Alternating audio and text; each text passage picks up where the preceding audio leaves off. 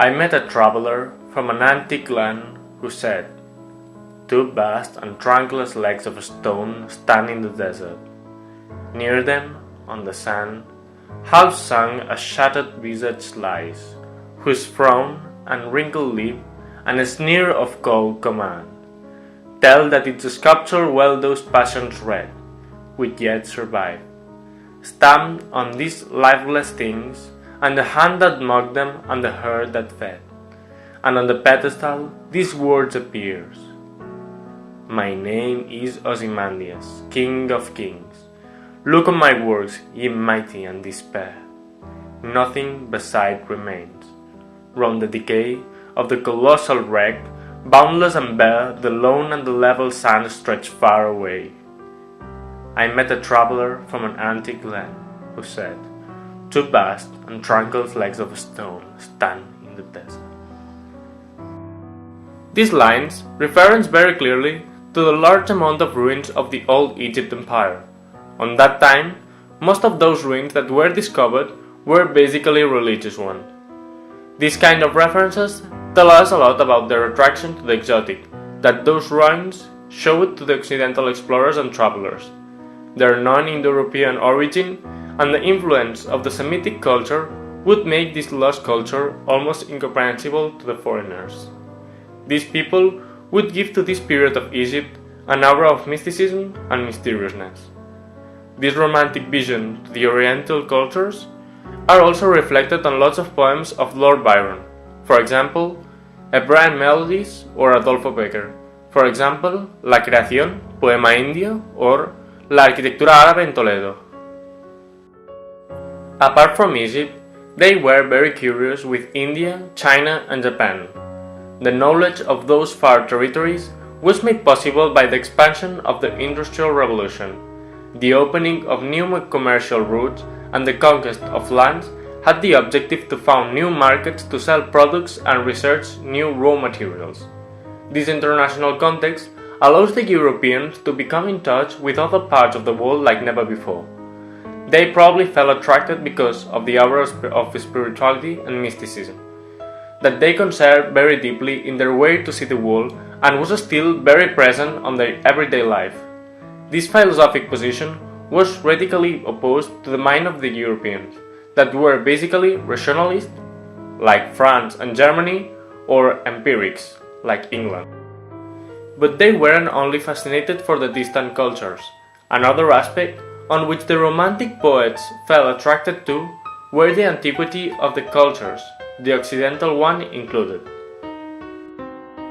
For example, the Roman and Greek nations reflected on the tours through the South Europe that the most elitist class paid to the education of their sons, which objective was to see the rest of those civilizations.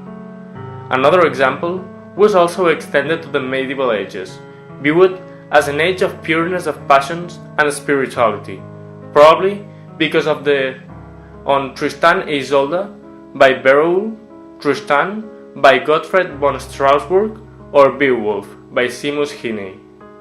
The paintings of Caspar David Friedrich, the Abbey on the Oakwood, and the Temple of Juno in Agrigento represented very well the romantic attraction to both ages of Europe. Even though we can all feel a certain melancholy on these works, and this is one of the most important points in Ozymandias. Nothing beside remains. Round the decay of that colossal wreck, boundless and buried, the lone and level sands stretch far away. The lost history and the loss of the Gold Age, which the artists admire, has an enormous impact on them. They start feeling that their work will be burned by time and we will buried by the sand of an hourglass. The sadness they felt, literally called ubi sunt, was caused by the awareness of the negligible length of their work and, in consequence, their incapacity to change the world, the reality. Together with the ubi sunt appear lots of other Latin topics. In consequence of their brief life, it's necessary to enjoy the moments that are given to you. Carpe diem. Even that, the Carpe Diem has its maximum expression on the young people because, on one hand, they are pure passion and full of strongness and spirit. In the other, the oldness is synonymous of decadence. nothing beside their minds that can adopt the meaning of collige Virgo rosas. This is the same as ars longa vita brevis, as Lord Byron did by going to Greece to fight and die for their nation. All these topics are diverse ways to see the time throughout a topic that is more important. Tempus fugit. Both things in the mentality of the Romantics come together. The admiration of the old past and the feelings that anything survives to a time. This is a suffering paradox. It's the same paradox of the lovers that are not loved. They are fully and happily surrendered to a suffering, and want to be slaves of that passion that possesses them. The passionate love of the romantic author's soul is the one that its suffering is caused by the art transmitted by the culture. As Stendhal thought, this eros that takes possession of their freedom, delivered by themselves, and force them to take away of knowledge of the reality and the world that can be reduced to metaphoric and metonymic resources.